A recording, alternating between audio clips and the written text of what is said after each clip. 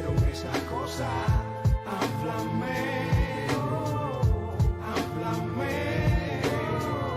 háblame, dime por qué sucedieron esas cosas. Háblenme, Háblame, háblame, háblame, dime por qué sucedieron esas cosas. Háblame, háblame, háblame, dime por qué sucedieron esas cosas.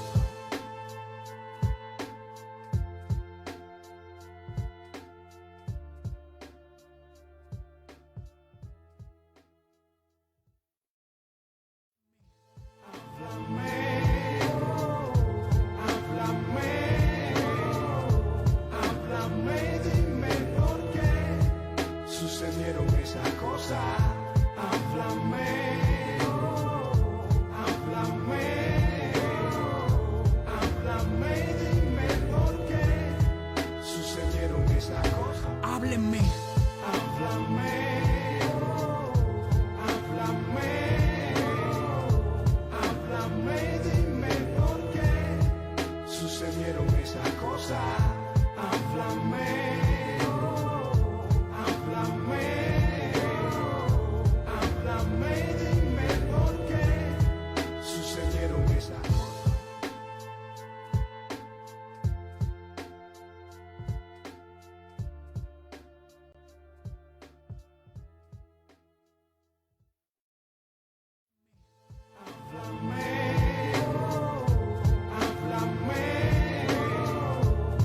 Háblame, dime por qué sucedieron esas cosas.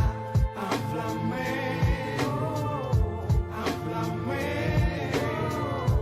háblame, dime por qué sucedieron esas cosas. háblenme, Háblame, háblame, háblame, dime por qué sucedieron esas cosas. Háblame, háblame, háblame, dime por qué sucedieron esas cosas.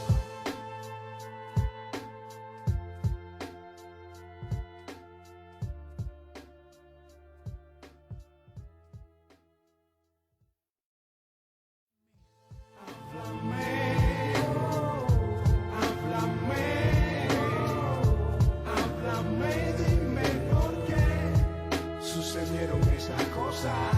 Háblame, háblame, háblame, dime por qué sucedieron esas cosas. háblenme, Háblame, háblame, háblame, dime por qué sucedieron esas cosas. Háblame, háblame, háblame, dime por qué sucedieron esas cosas.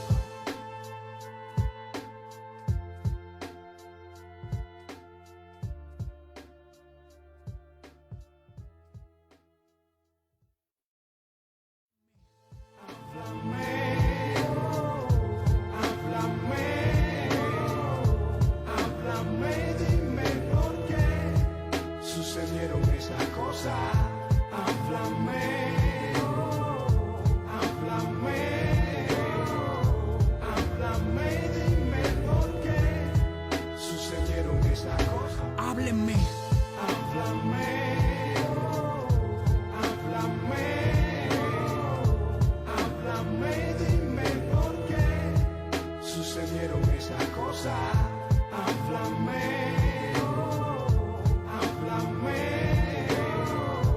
háblame, dime por qué sucedieron esas cosas.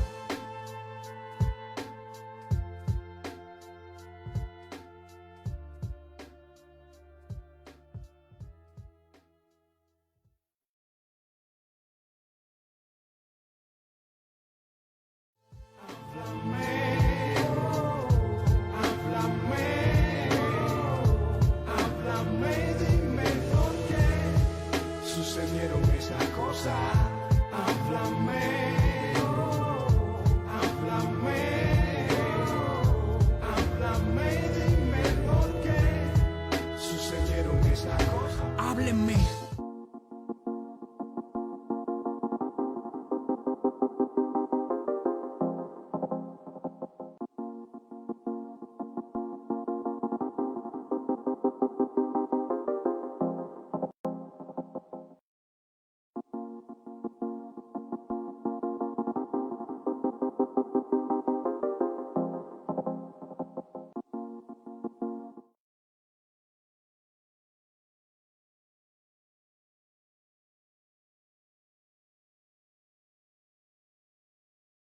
Otra tarde más de Lecturas en Tiempo, como ustedes saben, todos los viernes a las 6 de la tarde.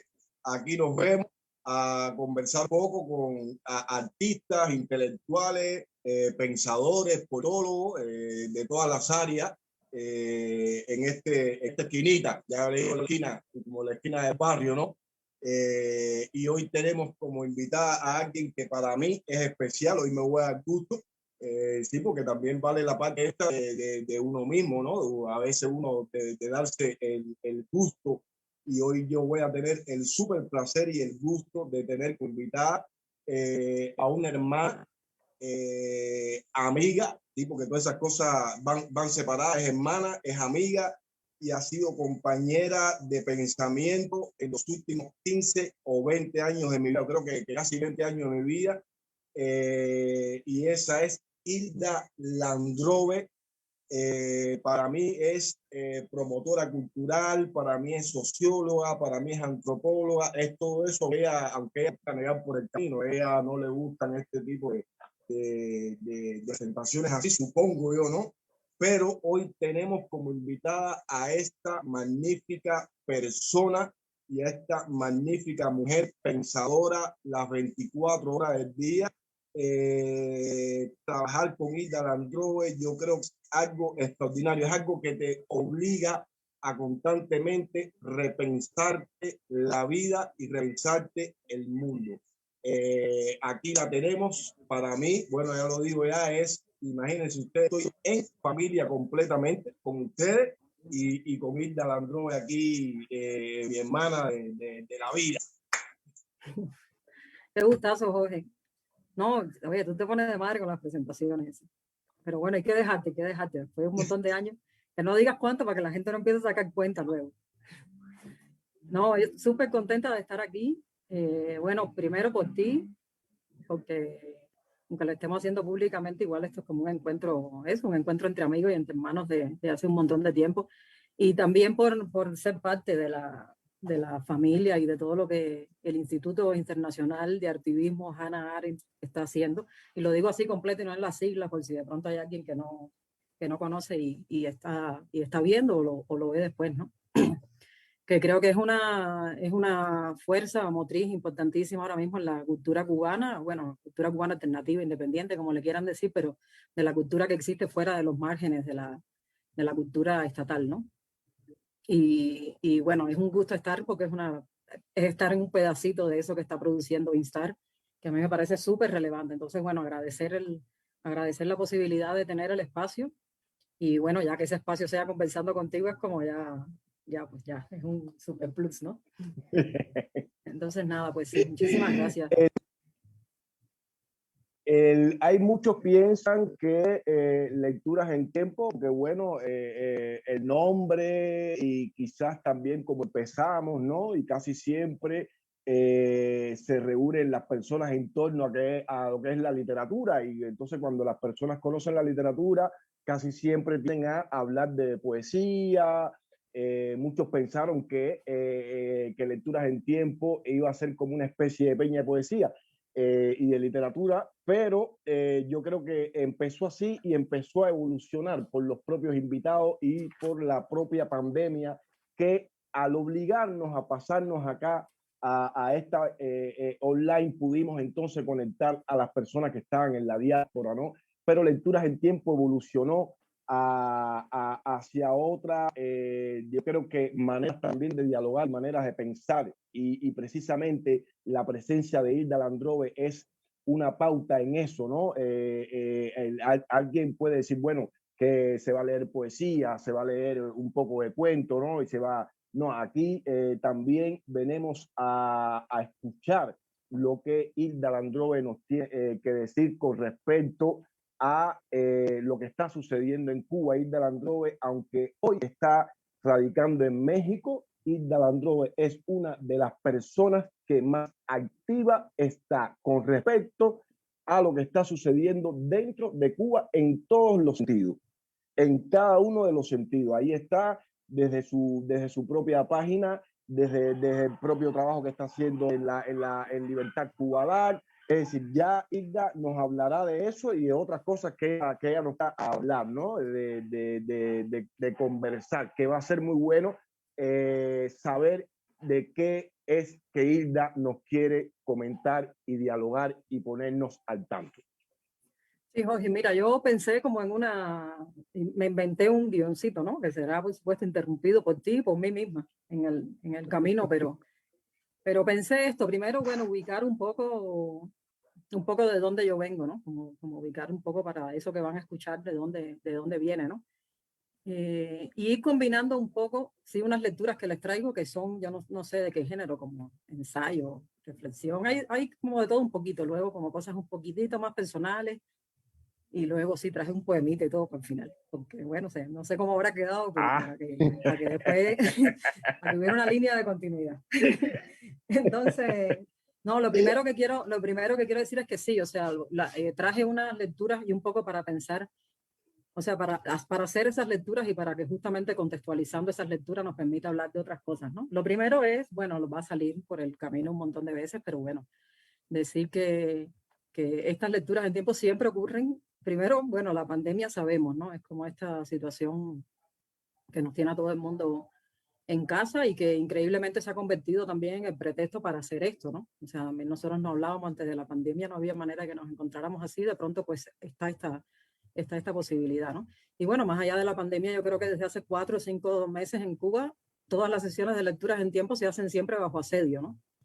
Bajo un asedio que a lo mejor no es directamente sobre el espacio de lecturas en tiempo, aunque también, como sabemos que ha pasado en ediciones anteriores y puede pasar en cualquier momento, bajo el asedio de la situación en la que estamos viviendo todos, que es una situación que nos afecta dentro, fuera, o sea, como la que estamos de alguna manera involucrados. Claro que por supuesto quienes están, como decimos siempre, poniendo el cuerpo, involucrados de una manera directa y bueno, de una manera indirecta a todos los demás, ¿no? Entonces, bueno, en estas circunstancias sucede lecturas en tiempo. Lo primero que yo quisiera hacer para contextualizar eso es primero decir que yo soy parte de un nosotros que no es un nosotros que tenga un signo ideológico ni una plataforma programática para resolver los problemas. La mayoría de los problemas que tenemos realmente estamos pensando cómo solucionarlos sobre la marcha, porque no hay, creo, para mucho más, pero o sea, hablo de un nosotros que se identifica por esto que yo voy a decir, ¿no? O sea, no es por un nosotros que tiene una existencia anterior, abstracta a eso, ¿no? Y bueno, que simplemente nos hemos nucleado alrededor primero de la denuncia y de tratar luego de pensar en alternativas y en vías, en caminos que podamos tomar y que podamos articular y que podamos generar en relación con la tremenda violencia estatal que se ha desatado en los últimos meses, ¿no?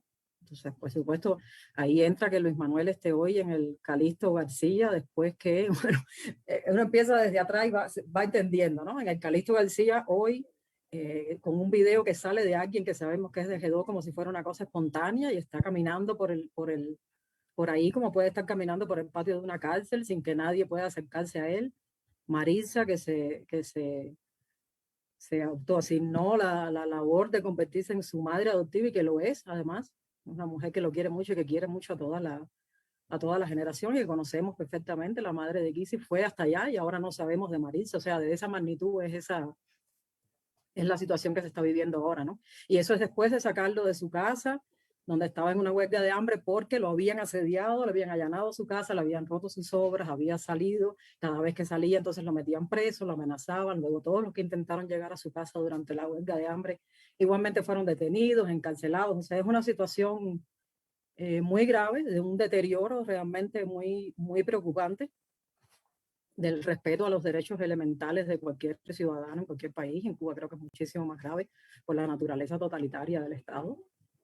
por el proyecto totalitario del Estado cubano. Entonces, bueno, esa es la circunstancia en la que estamos hoy, ¿no? Entonces yo me sumo a la exigencia de liberación inmediata de Luis Manuel, de Maritza y de todos los que están hoy detenidos porque se manifestaron el viernes pasado, justo porque no podían llegar a ver a Luis Manuel. Entonces, bueno, quería como ubicar eso porque luego, te digo, como estábamos hablando ahorita, de pronto hay un nivel de teoría de la conspiración muy terrible donde la gente empieza a inventar cualquier cosa y creo que hay que aclarar eso, ¿no? Aclarar el origen de la violencia y luego dónde nos estamos situando un grupo de personas que yo no sé si será grande, chiquita, ¿no? Pero somos un grupo de personas que estamos como posicionados en esa denuncia y en esa demanda de restitución inmediata de los derechos de Luis Manuel, de Maritza y de todos los que están en estos momentos siendo sometidos a esa violencia y a esa oleada represiva, ¿no? Entonces, en medio de eso, al mismo tiempo, creo que es importante decir que una cosa que a mí me interesó mucho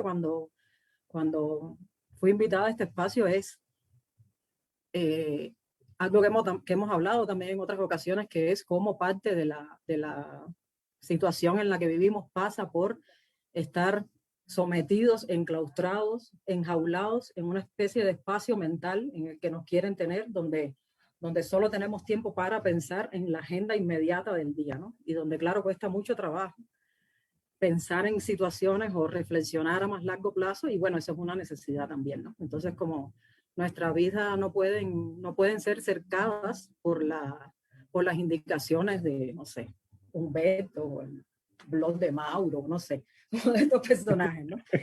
No logro recordar todos sus nombres, pero digamos, no podemos vivir en la inmediatez de las preocupaciones que ellos pretenden imponernos, ¿no? Entonces también es importante decir, denunciamos, estamos en el diario, insistimos y al mismo tiempo también tenemos tiempo de imaginar, de soñar, de hacer poesía, de escribir, de reflexionar sobre lo que nos dé la gana, porque el mundo es muchísimo más amplio que nuestra isla y bueno, también parte de la lucha es estar más allá, vivir más allá de la isla, ¿no? Entonces, bueno, yo pensé los textos un poco, los textos que seleccioné los pensé un poco para eso, ¿no?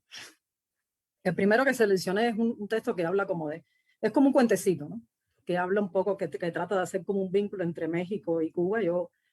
Bueno, mi historia así a grandes rasgos es que, digamos, como que estoy tratando de pensar qué había en mi vida antes de la madriguera, por supuesto hay un montón de cosas, pero creo que un momento importante en el cual pudiera, a lo mejor es porque te estoy viendo a ti y solo pienso ya en la madriguera, ¿no? Pero digamos como que durante muchos años trabajé en la madriguera. Bueno, colateralmente también estaba en un grupo de no sé, bueno, dependiendo del año era de rock, de heavy, de pop, o sea, como pasó por todo, pero digamos como un grupo tendencialmente de rock, paso perdido. Estuve en la madriguera muchos años. La madriguera fue una experiencia muy interesante porque la madriguera era, por lo menos en la manera en que lo concebíamos, estoy segura que no lo pensaban así en la Dirección Nacional, pero en la manera que nosotros lo concebíamos era como un espacio de libertad en medio de unas presiones que venían desde todas partes, pero era como ese espacito mínimo que nosotros lográbamos crear para un grupo de gente para ejercitar esa libertad con la que creíamos que juntábamos, ¿no? Y bueno, yo estuve allí trabajando muchos años. Después de eso creo que comprendí que era importante que cualquiera que fuera la lucha que estuviéramos ejecutando, había que hacerla también desde un momento en que la discusión era dónde era legítimo que las discusiones sobre el presente y el futuro de Cuba estuvieran, y era una lucha contra la institución y lo que existía fuera de la institución. Entonces, bueno, también estuve un tiempo luego trabajando un poco en un grupo de colectivos que estaban fuera de las instituciones con esa idea de que realmente tenía que haber una vida fuera de las instituciones. Así como uno dice, hay vida en otras partes del universo, así como hay vida en otros lugares que no son las instituciones. Bueno, eso me demostró que bueno, sí hay vida, pero es difícil, trabajosa y siempre está bajo asedio, ¿no? Entonces no voy a contar mucho de esas experiencias, quizás más adelante venga el caso, pero bueno, básicamente un poco en ese contexto es que vengo a México a estudiar un poco sobre culturas mesoamericanas, sobre el pasado de Anáhuac, digamos que es el nombre como de la región y de la cultura ancestral acá, y bueno, por una serie de combinaciones, no era la idea inicial, pero terminé quedándome acá. Y unos años más tarde, bueno, después de esos años que son inevitables, que es como son los de la sobrevivencia, empecé a estudiar en la UNAM. La verdad empecé a estudiar en la UNAM porque dije, qué rico es estudiar algo que uno quiere y que le paguen, ¿no? O sea, no, eso creo que es un elemento fundamental porque aquí puedes acceder a o sea, la UNAM es una universidad pública en la cual puedes acceder a una beca que te permite realizar tus estudios, tus investigaciones, incluso con facilidades de viajar al lugar donde haces tus estudios, de visitar archivos, de hacer trabajo de campo. Bueno, la UNAM tiene todas esas ventajas. Y estoy en ese proceso terminando un doctorado en la UNAM. Después probablemente seré desempleada, pero bueno, ya veremos luego, ¿no? Y bueno, en ese proceso, hace como un año y un poco, pero no estoy segura si había empezado ya la pandemia, había como cosas que yo quería escribir, ¿no? Y pensaba que eran cosas que no podía como poner en ningún lugar, que no sabía como cuál era la vía para publicarlos en otro lugar, ni tampoco ha sido nunca mi interés publicar formalmente en una editorial ni nada por el estilo, porque tampoco es que me crea que soy escritora ni nada, ¿no? Simplemente como cosas que quiero decir, cuyo vehículo para decirlas es la escritura, ¿no? Que es diferente. Y entonces ahí abrí un blog y empecé a escribir sobre cosas diversas. Por supuesto, Cuba es una de ellas. Teoría de conspiración, que creo que fue algo muy importante al principio de la pandemia, donde, bueno, ya la locura total, ¿no? Donde esta necesidad de explicar qué está pasando y sobre todo de escapar del desamparo, de estar a merced de algo que no sé, que realmente no se conoce y con lo que no puedes interactuar y que no es humano y que nada, que ni siquiera está como completamente vivo. O sea, creo que esa sensación de desamparo disparó muchas teorías de conspiración. Entonces estuve un tiempo estudiando un poco sobre teorías de conspiración, escribiendo un poco sobre eso, escribiendo sobre crisis climática y los hongos, por ejemplo, que son unos seres maravillosos que a lo mejor nos van a ayudar en este drama del fin del mundo. Y en fin, sobre lo que se me fuera ocurriendo. Yo ahora por la mañana, pensando que iba a leer, estuve revisando y encontré como algunas líneas. Me di cuenta que sí, que definitivamente, si yo miro lo que está escrito en El Caminero, de alguna manera, claro que me estoy mirando a mí misma porque veo como dónde estaban mis preocupaciones en cada momento, ¿no? Cómo fui pasando de unos temas a otros, ¿no? Entonces, bueno, lo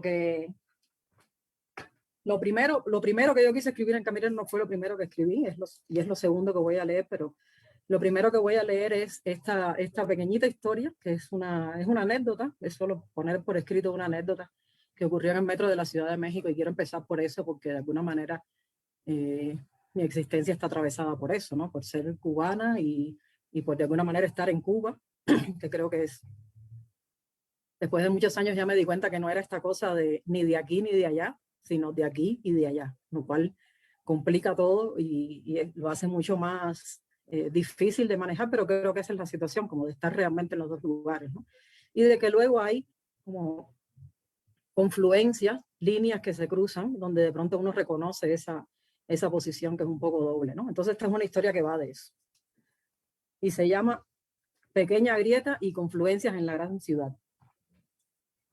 Y déjame tomar agua porque ahora como un papagayo luego. Y dice: la Ciudad de México es una ciudad hermosa y brutal. Una sensación posapocalíptica aflora en su exuberancia imposible. Un hábitat colapsado que continúa existiendo como por milagro y que alberga un montón de criaturas disímiles y sueños imposibles. Hecha de confluencias contradictorias, suele ser el escenario de sorpresas minúsculas y de misterios que afloran como grietas en las paredes. Uno de esos me sorprendió en la tarde casi bajando del metro. Un señor había estado recitando en voz apenas audible una reflexión sobre la necesaria fidelidad de los hijos a los padres. Esta clase de discursos que contienen lecciones morales e invocan con frecuencia a Dios y a la Virgen ocupan un capítulo destacado en la producción del ejército de desempleados que llenan el metro para hacer un poco de dinero recitando poemas, cantando o dando consejos. Como suelen hacer casi todos, también este señor explicó al concluir que aunque todavía tenía fuerzas para trabajar, estaba sin trabajo y que acudía a los presentes esperando que hubieran disfrutado su reflexión y agradeciendo cualquier ayuda que pudieran darle. A continuación, pasó a la segunda parte de su recital, esta vez con voz grave y profunda. Cultivo una rosa blanca en julio como en enero para el amigo sincero que me da su mano franca. Y para el cruel que me arranca el corazón con que vivo, cardo ni orugas cultivo, cultivo una rosa blanca. Este poema de Martí, si no el primero, sí el más recurrente de los que se aprenden en Cuba, sonaba, declamado en el metro de la Ciudad de México por un señor sin trabajo a una multitud más o menos apática, como una aparición inverosímil. Por un momento, su voz hizo confluir recuerdos lejanos y catástrofes presentes. La isla pareció invadarse con el caos de la metrópoli. Y también pareció profundamente anacrónico, dislocado de tiempo, de lugar y de ánimo. Incluso como confluencia, habitar la suma de los desatinos cotidianos exige pensar que el mundo necesita, más que rosas blancas, una carga para matar bribones. A la luz de esa imagen, casi llegó a parecerme inútil el mensaje de aquella aparición inesperada cuando comprendí, ocupada ya en darle algo de dinero al señor a tiempo todavía de bajar en la estación siguiente, que había un sentido en el suceso. Supe que lo que hilvanó esa voz en medio del caos contenía una advertencia, o quizás un simple recordatorio, uno capaz de remediar cualquier anacronismo. Orquestado por manos invisibles y hecho tangible a través de una voz desconocida, venía a recordar que cualquier carga para matar bribones resultaría inútil sin el gesto desapegado del cultivador impecable, sembrando por igual para amigos y enemigos. Incluso en medio de la contienda, sometidos ya a sus designios, es todavía posible y deseable no albergar odios inútiles. Y ese era un recordatorio que valía la pena llevarse a casa. Oye, eso está impresionante, eso está impresionante. Imagina encontrarse a Martí en un metro mexicano en la voz de un desempleado y, como bien dices, ante una multitud apática.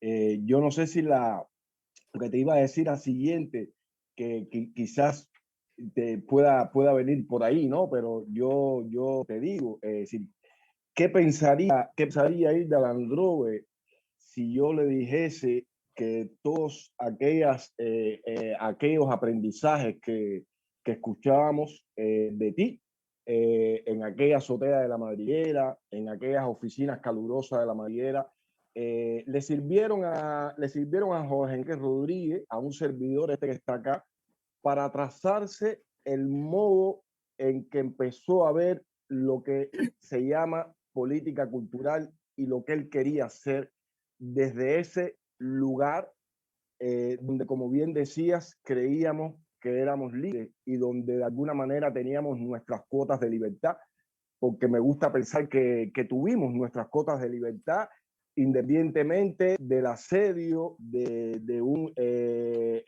personaje como lo es hoy el ministro de Cultura, Alpidio Alonso, que tantas anécdotas tú y yo tenemos y sabemos respecto a él. Pero yo no es que me guste pensar, sino que es tal cual te lo digo, esas conversaciones, esos aprendizajes, esas largas charlas que teníamos respecto a dónde queríamos que fuese el arte, dónde queríamos que fuesen los jóvenes creadores, que eran los que, a los que nos tocaba promover, a los jóvenes creadores de la HS. Todas esas cosas a mí me sirvieron, incluso hoy. Lecturas en Tiempo es un homenaje a esas conversaciones que teníamos Hilda Landrove, Demis Menéndez Sánchez, Claudia Espósito y otro grupo de creadores, Carlito El Puro, la misma Madi que estamos conversando ahorita, Rocío, Liván, que está por ahí, Liván en Moro, en España, mi hermanito la misma Mayuri Ávila, que después fue directora de la agencia cubana de rock y vive en los Estados Unidos, debe andar bien por ahí. A mí me sirvió todo eso, Hilda, y creo que cada cosa que yo hago, incluso desde el ámbito de la política, yo recuerdo que un día te lo dije en el pabellón Cuba, en aquella que tú ibas y venías, de las últimas veces que viniste a Cuba, te decía, Hilda, yo quiero incidir en la política, y me dijiste, bueno, pues camina, ¿no? Si ese es tu sendero, dale. Y esas cosas a mí me sirvieron y todavía me sirven para encaminar cada espacio donde yo estoy. Te decía, Lecturas en Tiempo es un poco un homenaje a eso. ¿Cómo ve Hilda que esa apreciación que tenías en aquellos tiempos, hace 20 años, continúa siendo parte de esa verdad que aún estamos buscando un grupo de personas? No, Jorge, a mí eso lo que me da es mucha alegría realmente. Y no, bueno, yo no tengo muchas palabras para explicar eso realmente, ¿no? La verdad, o sea, creo que es como una experiencia que compartimos, que nos permitió, creo que una de las cosas muy lindas que tuvo eso fue que creamos un equipo, ¿no? Y un equipo donde experimentamos esa intención, por lo menos, de vivir en una forma de pensar y de producir y de hacer y de tomar decisiones que es como medio horizontal. Yo digo medio horizontal porque obviamente vivíamos en un entramado, o sea, había de pronto una llamada de la juventud, de la provincia, oye, tienes reunión a tal hora, entonces, bueno, tampoco era que tuviéramos así como, no era como un campamento al aire libre, ¿no? Sí vivíamos en medio de esas presiones, pero bueno, entre nosotros lo intentamos, ¿no? Lo intentamos. Y yo creo que aprendí, no solo tú, todos aprendimos, yo aprendí muchísimo, yo creo que mucho de quien yo soy ahora se lo debo definitivamente a la madriguera y a cada uno y a cada una de las personas que estuvieron allí con las que compartimos, que siento que se nos van a olvidar porque fue como un tiempo muy largo, que no solo nos incluía a los que trabajábamos ahí, sino todos los artistas que fueron llegando, no sé, estoy pensando en Michael, en Medina, o sea, hay un grupo grande que no era, la mayoría de los artistas de La Habana no era, pero era un grupo que era muy importante y con los que teníamos una relación así muy estrecha y por los que nos echábamos de verdad la pelea con un nivel de responsabilidad muy de película, ¿no? O sea, creo que muy de película, ¿no? Y salir con 50 pesos en el bolsillo, parar un camión, llévate el audio para no sé dónde, o sea, también con esa, con esa cosa productiva inmediata y de, bueno, ya sabes. Vamos a reunir para comprarle una pizza. Bueno, eso que era como se hacía, ¿no? Y sí, yo lo que puedo decir es eso, que yo creo que yo, y creo que puedo hablar por los que estuvimos ahí, compartimos esa experiencia, que mucho de lo que somos hoy se lo debemos a ese trabajo que tuvimos, a esa experiencia de conjunto que tuvimos. Incluso, yo diría nuestras posiciones políticas, porque la política no es esta cosa ay, yo creo que fulano es el líder y tiene tal propuesta y lo voy a apoyar, o vamos a reunirnos para hacer una plataforma programática. O sea, la política es algo mucho más cotidiano y que tiene que ver con las posiciones que uno adopta respecto a todo. Y creo que la política que no solo los que estuvimos ahí en la madriguera, sino mucha de la política que se hace hoy en Cuba es una política que está impactada directamente por una visión de la belleza, de la poesía, de la cultura, de la reflexión, del pensamiento. Y a mí eso me parece muy importante y me parece muy distintivo también de la resistencia al totalitarismo, yo creo que de todos los años, o sea, de estos 62 años. Y creo que es algo que nosotros vivimos así por nuestra cuenta, porque claro, en Cuba hay ahora y siempre hubo esta especie de desconexión entre las iniciativas y las experiencias de la gente, porque de alguna manera está diseñado así, ¿no? Está diseñado así y en muchos niveles termina siendo así, ¿no? Entonces como que cada uno tiene su propio linaje de donde ha bebido esa experiencia, ¿no? Pero sí confluye en el tipo de experiencia que es. Entonces creo que es eso, que es un tipo de política que apuesta por la belleza y en el momento que apuesta por la belleza, pues apuesta por la libertad, ¿no? Porque no hay belleza ninguna en estar preso. Entonces, pues creo que va por ahí, ¿no? Eso es lo que te pudiera decir. Voy a saltarme otra cosa y voy a leer un poco. Elegí cosas que, a ver, para que no se me vaya a quedar. Algo sobre lo que estuve escribiendo, ya tu cara de ahí viene con algo pernicioso. No, esto es algo sobre lo que estuve escribiendo. Este es el primer texto que yo quería. O sea, este fue el texto que realmente me dijo, ay, voy a hacer un blog y voy a empezar a poner cosas ahí en el blog, ¿no? Porque por una parte, bueno, ya en la vida académica, claro, hay un entrenamiento en hacer escritura académica, que la escritura académica es otro viaje. Y es un viaje muy estimulante, pero a veces es medio triste, ¿no? Porque tiene sus normas y lleva mucho eso que en México le dicen talacha, que es como del trabajito pequeño, que no es así como, ay, te dio el impulso y te dejas, no, es un tipo de escritura muy trabajosa. Y yo, bueno, por una parte quería probar otro tipo de escritura y ver qué podía salir, o sea, esa es una de las motivaciones, ¿no?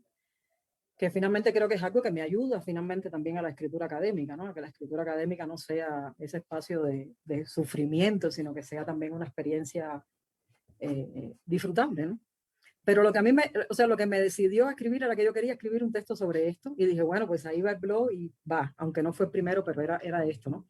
Y es sobre, y lo junto ahora, o sea, viene a colación un poco con la respuesta de la madriguera, porque trata sobre la experiencia que creo que sobre todo nuestra generación, que yo no voy a decir como cuál generación es, averigüen, eso no nos toca decirlo a vosotros, tuvo en algún momento durante el periodo especial con los hongos en Cuba. Y bueno, creo que eso se puede hablar ahora porque ya es too late para que paguemos por eso, pero y creo que es importante hablarlo por varias cosas. Uno porque creo que los hongos en sí, todos los hongos son unos seres maravillosos. Yo escribí varias cosas sobre eso porque estaba realmente fascinada, no con los hongos en sí, sino con la cantidad de información y de investigación y de reflexión y de propuestas, incluso, por ejemplo, comunitarias, ¿no? Que hay respecto a los hongos, no solo los hongos alucinógenos, todos los hongos, porque hay muchos hongos que tienen esta cualidad de nacer en paisajes destruidos. Y eso es una cosa, o sea, hay un mensaje muy, muy potente en eso, ¿no? De cómo hay seres que no son humanos, que pueden nacer y crecer en esos paisajes que los mismos humanos han destruido, ¿no? Entonces, claro, estamos en una situación de crisis climática en el planeta, que es el resultado del tipo de proyecto civilizatorio en el que Occidente se metió y en el que se tragó al resto del mundo, bueno, en el que pretende tragarse al resto del mundo, que es un proyecto de producir ganancias a través de la destrucción de los otros, ¿no? Producir unos ganancias a través de la destrucción de otros, ¿no? Y entonces en ese mundo, que es un mundo que está básicamente en ruinas, pues también lo que es necesario es pensar más allá de lo humano, ¿no? O sea, donde los humanos tenemos que empezar a pensar en qué tipo de alianzas podemos hacer con otros seres. Y entonces los hongos son uno de estos tipos de seres con los que se pueden hacer esas alianzas. Y pensando en eso, yo pensaba lo importante que había sido en los años 90 el hecho de descubrir los hongos alucinógenos y lo que mucha gente experimentó con ellos, ¿no? Y creo que es como mismo queremos contar, o sea, la memoria, ¿no? Volvemos aquí a la memoria. Lo importante es que redescubramos nuestra propia memoria, que es una memoria que ha pretendido estar silenciada bajo la aplastante bota de la memoria oficial, ¿no? O sea, toda esa vida que surgió y que creció al margen de esa bota, es una memoria que hay que rescatar, ¿no? Entonces es una memoria en la que nosotros nos preocupamos por la historia de la disidencia, la historia de la resistencia, la historia de los movimientos culturales, la historia de la relación entre las personas dentro de Cuba y la diáspora. O sea, hay muchas historias que tenemos que rescatar, ¿no? Y muchas historias que son imprescindibles para ayudarnos en ese ejercicio de imaginarnos el futuro, ¿no? Y yo creo que una de esas historias es esto que sucedió en los años 90, ¿no? Y que sucedió en alianza con estos seres que no son humanos, pero que bueno, sí nos dieron muchas bendiciones, ¿no? Entonces, bueno, este es un texto que es un poco hablando de eso, contextualizándolo en aquella cosa, bueno, no sé, en aquella cosa que se llamó periodo especial. Aquí se me gastaron ya los adjetivos, los sustantivos, como aquella cosa que se llamó periodo especial. Y se llama Apunte mínimo sobre miserias y sombrillas mágicas. Eran los años 90 en Cuba. Se podría precisar más y decir 92, 93, 94, pero basta con los 90. Los 90 son, más que una década, un espacio de densidad imprecisa, una rajadura en la memoria, un gesto ambiguo que se hace cuando se menciona que combina un uff, como quien no alcanza a encontrar la expresión precisa, y un retardo en la respuesta en la que afloran memorias superpuestas. Cuando llegaron los 90 en Cuba andaba por la adolescencia. Los de mi generación, nacidos en la década de los 70, un poco antes, un poco después, crecíamos en una carencia más parecida a la monotonía que a la escasez que vimos descender después inevitable, voraz y sobre todo inacabable. En los 80 la escenografía para ir creciendo era toda rusa. Muñequitos, o sea, caricaturas, televisores, lavadoras, libros, películas y teorías, todo ruso. Y no parecía tan terrible a no ser por ausencias y extrañezas aquí y allá que se iban instalando poco a poco entre las consignas y las certezas del hombre nuevo y el mundo mejor que la maquinaria estatal cacareaba interminablemente. Pero entonces en los 90 toda certeza cayó. Cayó de forma rápida lo evidente, lo que está más al alcance de los ojos y de la boca y del tacto. Ya no había Unión Soviética, que había caído antes. Fidel, jugando siempre a mostrarse ingenioso, dijo que el socialismo allá se había desmerengado, como si esa sensación de indolora disolución que un desmerengamiento, el derretimiento de un merengue puede transmitir, pudiera contrarrestar lo que fue en realidad un golpetazo rápido y seco. Lo no tan evidente no fue quizás por eso mismo tan brusco, pero con mayor o menor intensidad la fachada cayó, y lo que habíamos dado por cierto se reveló abiertamente como un espejismo. Los carteles, esas inmensas vallas que ocupan todavía hoy el lugar que en otros países ocupan los carteles publicitarios, eran la muestra impúdica de la mentira. Socialismo y pa'lante.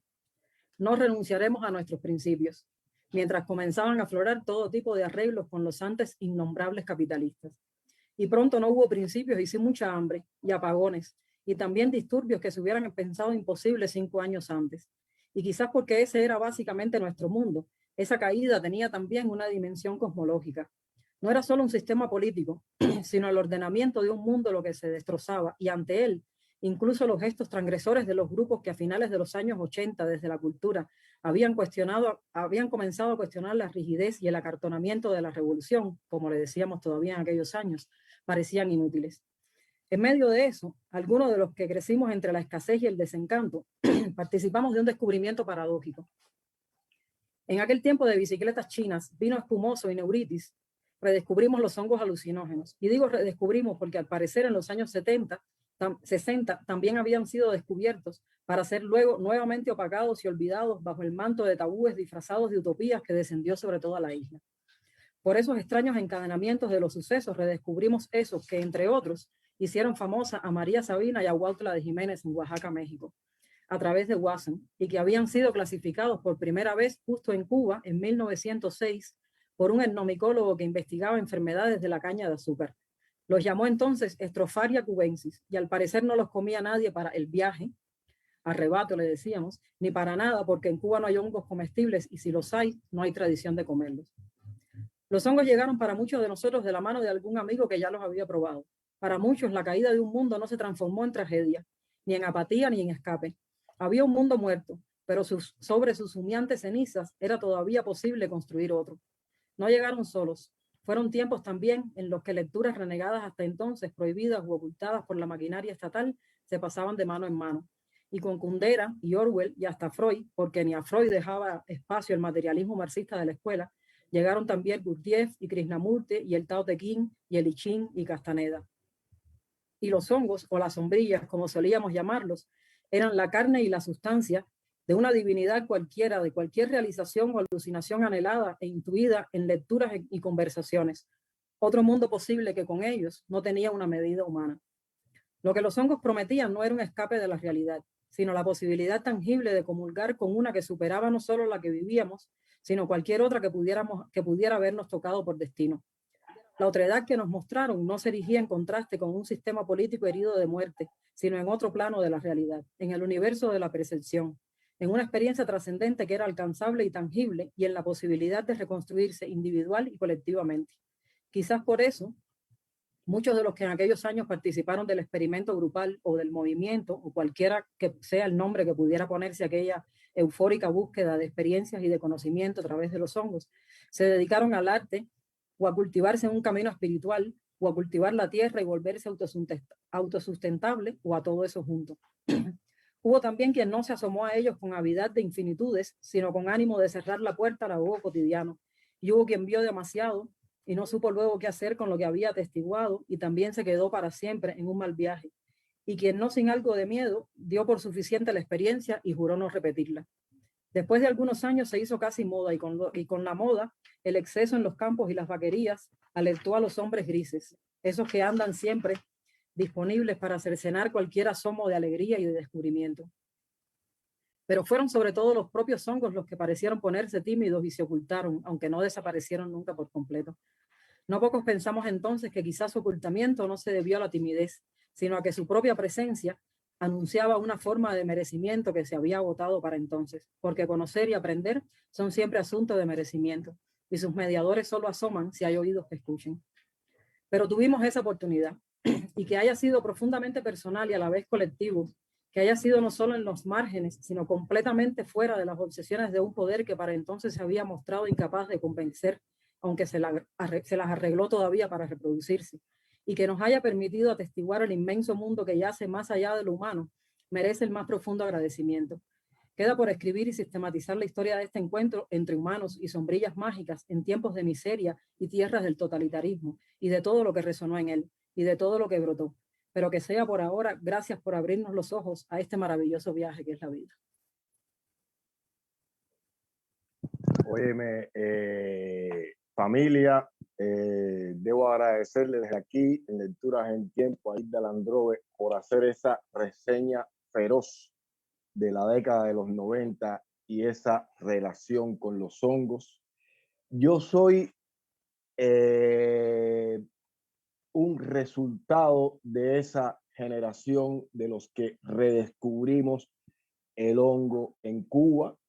Mi poesía empieza a surgir alrededor de ese redescubrimiento del hongo y de otras lecturas que para mí, digamos, no eran netamente literarias, que no eran netamente poéticas, y empiezo a leer a Jodorowsky, empiezo a leer a una serie de autores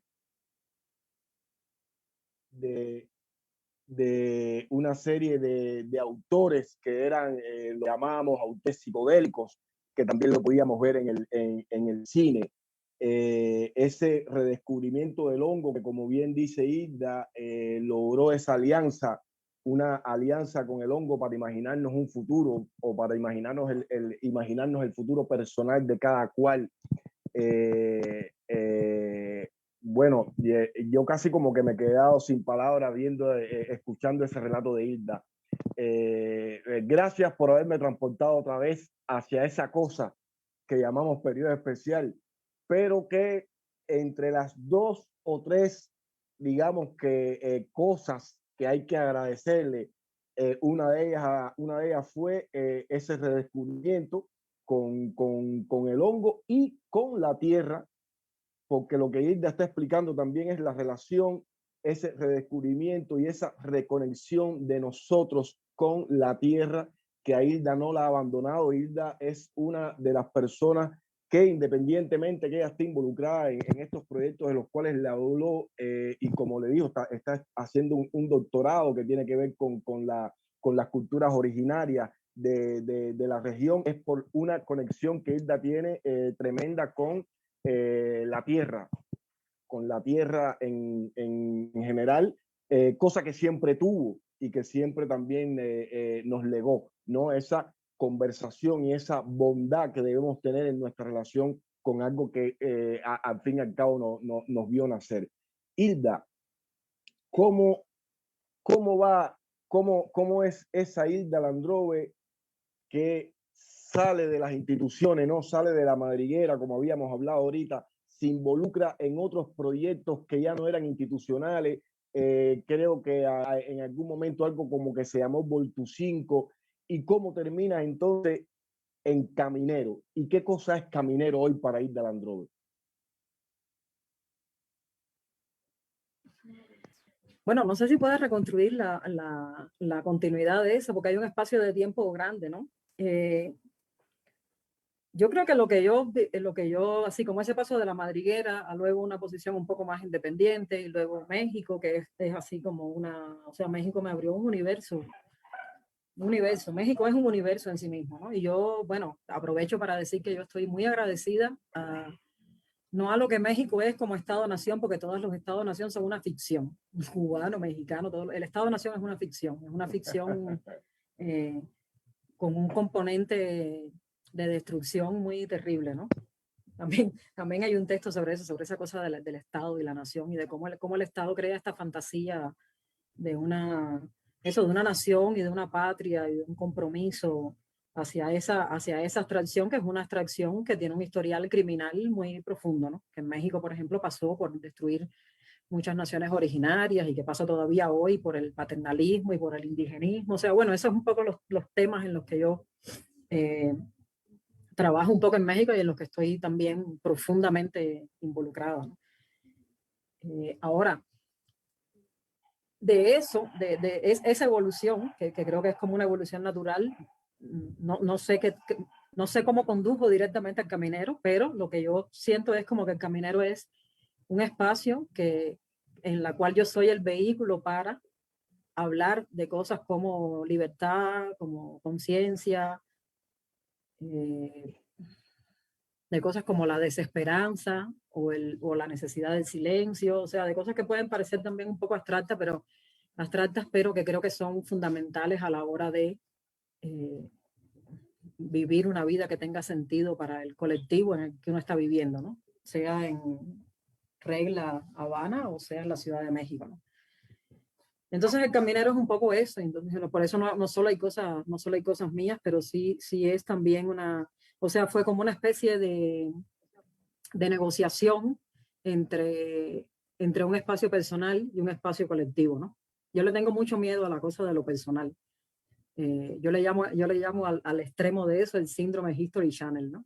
Que es esta cosa de que el hombre va a hablar de, no sé, como de la pirámide de Teotihuacán, y antes de llegar a la pirámide de Teotihuacán ya tuviste que ver que se le poncharon las llantas, o sea, las gomas, la comida estaba mala, que se compró una artesanía, o sea, todo es sobre él, ¿no? Y nunca llega como al tema. Entonces, yo le tengo como un poco de miedo a eso, y es algo con lo que lucho un poco ahora Yo también. yo dejé History Channel por ti, dejé de ver No, eso. bueno, es que sí, Recordando. bueno, es un poco Sí, excesivo, eso un no poco excesivo. Es un poco excesivo esa cosa, bueno, ya saben, los gringos son muy autorreferenciales, para decirlo fino, ¿no? Entonces, bueno, es algo con lo que yo lucho en el sentido, por ejemplo, ahora yo hago antropología y hago etnografía, y en la antropología y la etnografía es muy importante uno decir desde dónde está hablando, porque si no lo haces corres el peligro de estar poniéndote tú en la posición de los demás y apoderándote de la voz de otras personas, ¿no? Entonces eso es como algo grave, algo que no se debe hacer. Y eso pasa por enunciar muy bien desde dónde uno está diciendo, ¿no? Eso que se llama el punto de enunciación. Pero al mismo tiempo también hay algo en lo personal que resuena, ¿no? Y bueno, Caminero creo que es un poco también un intento de solucionar eso, ¿no? De encontrar una forma o unas temáticas, unas preocupaciones que por supuesto son personales, pasan por mí, por la manera en que yo las vivo y las entiendo, pero que también son colectivas, ¿no? Pero o sea, que son colectivas de esa manera, como que crea esa resonancia, que puede haber esa resonancia entre lo personal y lo colectivo, donde entonces ya esa distinción no tiene mucho sentido, ¿no? Quería leer otra cosa que es un poquito más, ya, bueno, también es sobre Cuba, pero de nuevo es sobre Cuba y fuera de Cuba, ¿no? Y que es sobre el cubano imaginario. Y es algo que escribí regresando de Cuba, cuando una regresa de Cuba, así como y ve a los amigos, bueno, es lo más lindo de la vida, ¿no? Poder llegar a Cuba y abrazarte, y abrazar a Chloe y pasar ese rato. Pero luego regresar y encontrar a la gente volviendo a hacer esa terrible operación de que nosotros como cubanos y cubanas tenemos que aguantar porque el imperialismo y la revolución y demás es muy frustrante, ¿no? Entonces es algo que yo escribí un poco en el influjo de eso, y no lo voy a leer entero porque es un poco largo, pero bueno, voy a leer un fragmento así hacia el final, ¿no? El cubano imaginario es también necesario y funcional fuera de las fronteras de Cuba y su comunidad dispersa por el mundo. Es el sujeto necesario a cierta utopía de difícil denominación que, negado a ver la realidad de Cuba, está dispuesto siempre a disminuir o incluso a dar por inexistentes sus males, y si lo hace, repite sin examinar que es culpa del imperialismo y que Cuba está bien. Total, están peor en otros lugares. Que es necesario resistir y hacer sacrificios y ser el último bastión frente al imperio. Como resultado, el cubano no imaginario se encuentra así combinado, incitado, presionado de formas más sutiles o más explícitas a ejecutar también para extraños la pantomima del heroico pueblo que resiste. Y el problema no es en sí la imaginación, ni la capacidad humana de construir una otredad que dé cuenta de y alimente el mundo que ocupamos. Todo lo que vive en la imaginación pugna por abrirse al mundo, por crear una existencia, por habitar cuerpos. Ese es su poder. Hay que imaginarse algo inexistente para hacerlo posible. Es seguramente necesaria una utopía latinoamericanista, antiimperialista, humana y hasta más que humana. Hay que soñar para hacer realidad un mundo mejor posible. Pero hay un problema cuando esa imaginación habita sus paisajes con seres que tienen existencia fuera de ellos y cuyas vidas no se parecen en nada a lo imaginado. La consecuencia más grave de tal operación es probablemente que para que el cubano imaginario pueda vivir, el cubano real debe callar, y hacerlo callar es una forma de matarlo. En algunas ocasiones la exigencia puede hacerse explícita. No hables mal de Cuba, se nos dice. Nada debe decirse que empañe el grito antiimperialista. En otras es peor, un velado desacuerdo que no llega a expresarse porque de hacerlo tendría que reconocerse como una forma de violencia, negar la experiencia del otro.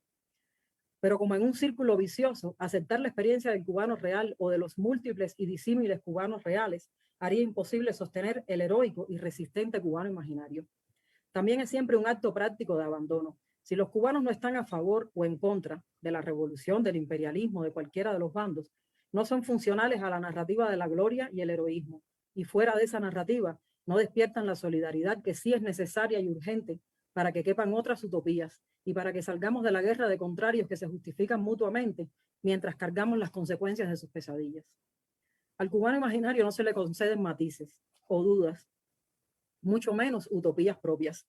Sin embargo, puesto que la imaginación es esa tierra fértil que no puede negarse ni siquiera a los sujetos de la imaginación de otros, comparto una con otros cubanos y cubanas, que dejemos de ser recortados contra el fondo de utopías ajenas y que las nuestras encuentren una voz y un lugar en el mundo.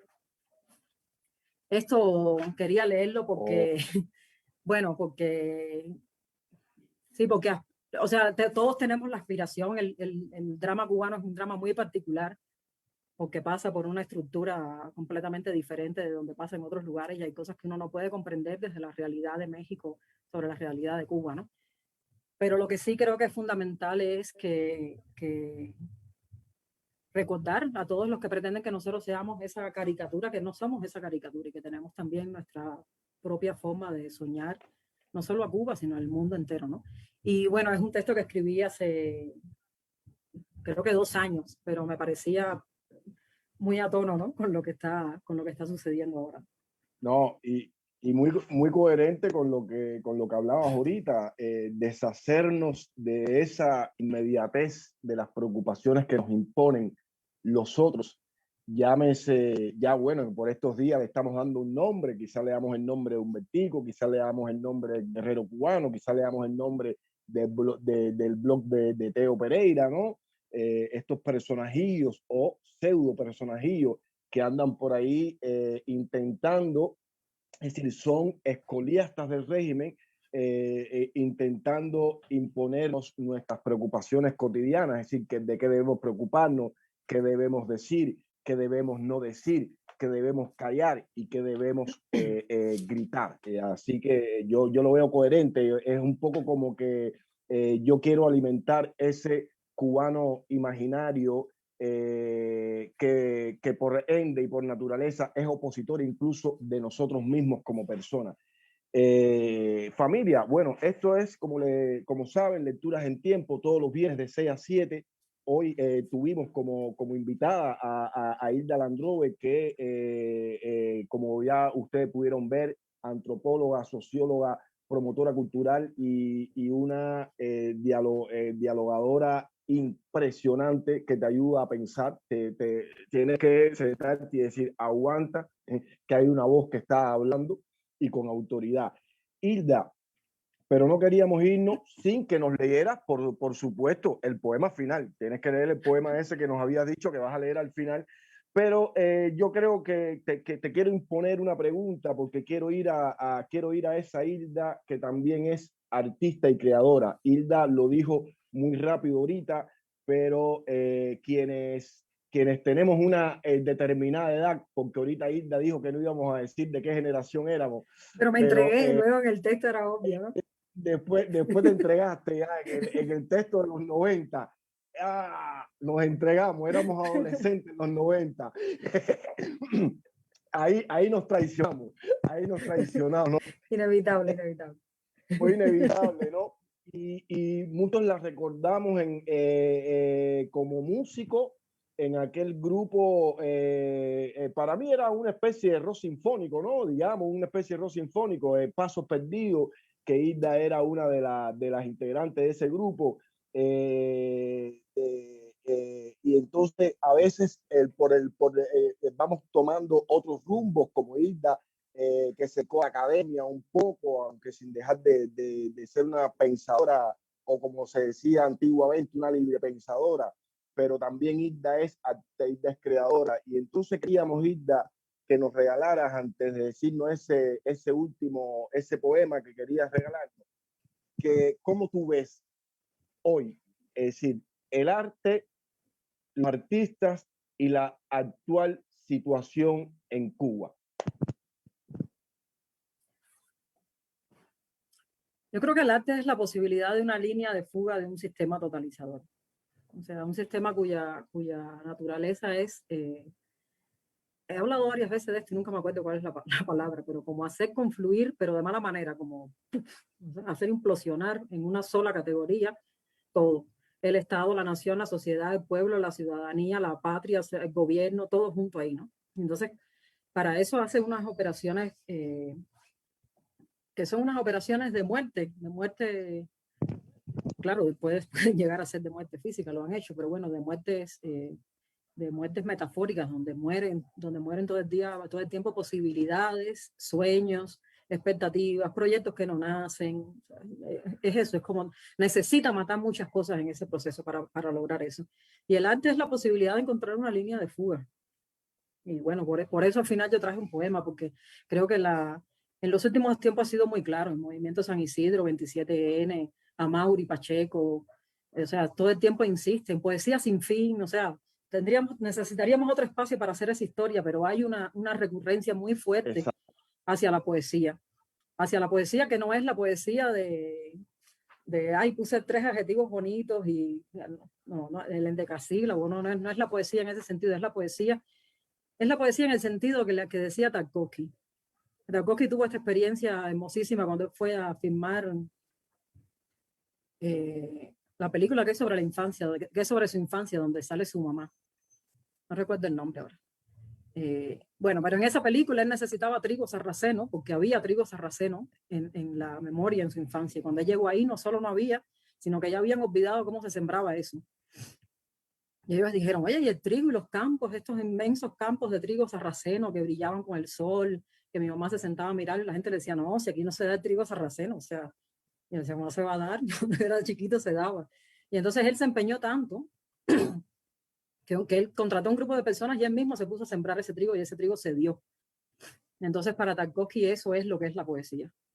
No sé si puedo explicarlo mejor que a través de esa anécdota, ¿no? La poesía es eso, la poesía es que hacer nacer en un lugar donde todo el mundo dice que es imposible que nazca, hacer nacer algo. Eso que uno está buscando que nazca. Es que el trigo sarraceno nace donde ya supuestamente no puede crecer. Eso es lo que es la poesía. Entonces, eso es lo que es el arte. Yo creo que ese es el sentido de la poesía y de la belleza, esa línea de fuga que eventualmente nos va a servir para construir un nuevo mundo. Ese nuevo mundo que es como, es demasiado hablar de un nuevo mundo, pero sí, es un nuevo mundo lo que queremos construir, ¿no? Y se construye así, con ese gesto. Bueno, y es perfecto para el poema que tenía para el final, porque o sea, este fue un poema que traté de escribir en un momento que no recuerdo cuál, porque hemos saltado de una crisis en otra, de noviembre para acá, es como todos los días una crisis diferente. Y había un momento que hubo una convocatoria de tantas de leer o de hacer un poema. Entonces yo traté de hacer un poema, no me salió.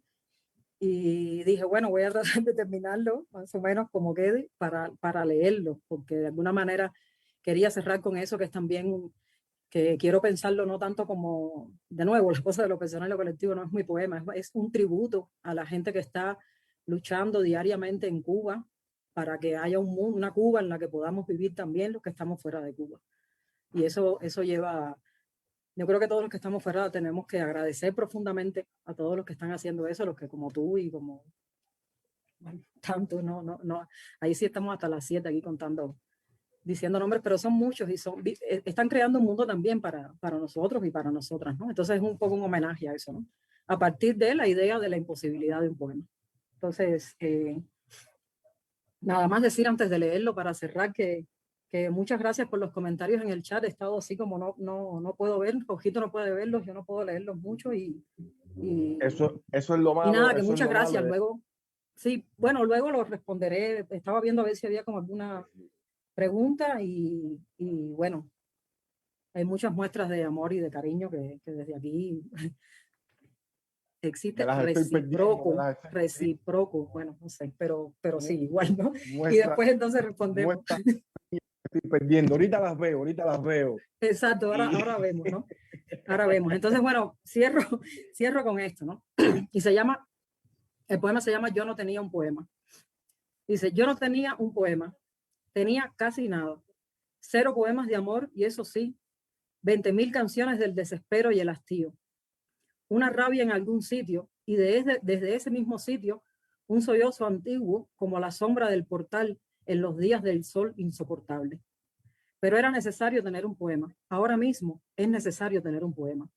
Como es necesario tener una vela en un altar cualquiera, una conversación con los difuntos, una ronda de danza y una convocatoria para el fuego y el polvo. Pero yo no podría escribir un poema que fuera ese dolor de César Vallejo o la búsqueda insaciable de Reinaldo. Yo tendría, si acaso, una incomodidad sedienta de una calle, una angustia que se llama un día Luis Manuel y al otro Carla y al otro Esteban o Tais o Carolina o cualquier otro nombre. Yo tengo, si acaso, lo que todos tenemos en días como estos, que el cerco es tan alto y tan grosero. Muchas ganas de ser la minúscula flor que asoma sin permiso en el asfalto. Y espero que eso sirva como poesía. no hubo mejor manera de terminar una lectura en tiempo que no fuese con ese poema que nunca quiso ser poema, como decía nuestra invitada de hoy, Hilda Landrove. Le repito, mi hermana, mi amiga y compañera de pensamiento durante los últimos 20 años de mi vida. Para mí, ese doble placer de estar hoy acá en Lecturas en Tiempo con ustedes y en familia y con Hilda, que es mi familia más, todavía muchísimo más cercana. Yo dejé de pensar a veces en la familia como esa onda consanguínea, ¿no? De la sangre, ¿no? Nuestros hermanos, nuestras madres.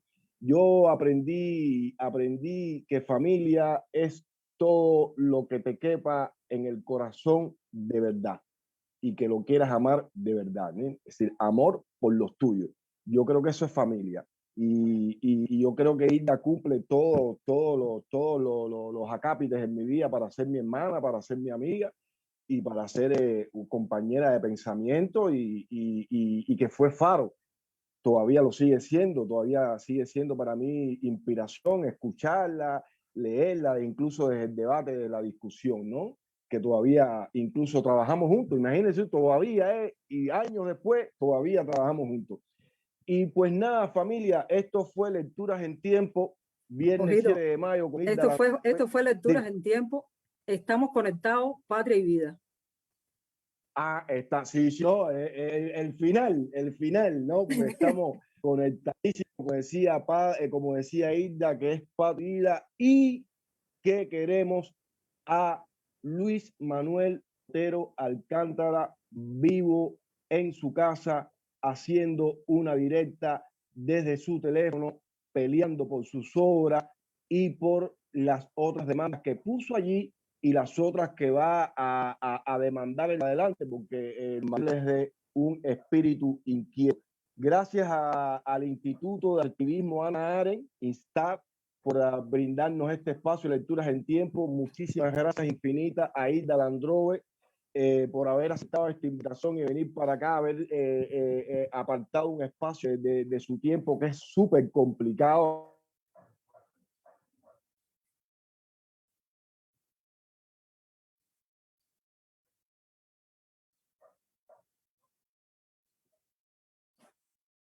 Allí la vengo, una llamada de mi hijo que me entró casi al final,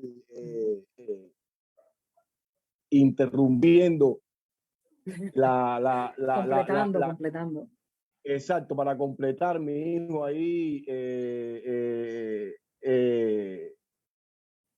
interrumpiendo al final, que se me fue hasta la cámara y todo, pero bueno, nada, Hilda, muchísimas gracias. Gracias a todos los que estuvieron durante esta hora escuchándonos a nosotros y nos vemos el próximo viernes a las 6 de la tarde con nuestro próximo invitado, que bueno, ya veremos en las promociones. A veces no podemos hacer muchas promociones porque le tumban los datos a los invitados en primer lugar. A Hilda no, porque Hilda está en la diáspora y allá sí que no, allá no llega la mano, Hilda, allá no llega la mano. Mi hermana, un abrazo infinito y gracias por estar acá y compartir esta hora que ha sido poca. Yo creo que deberíamos hacer otro tipo de espacios para poder conversar mucho más y compartir mucho más esta serie de cosas que se nos quedan muchas por decir. Familia, pues nos vemos el próximo video. Abrazón.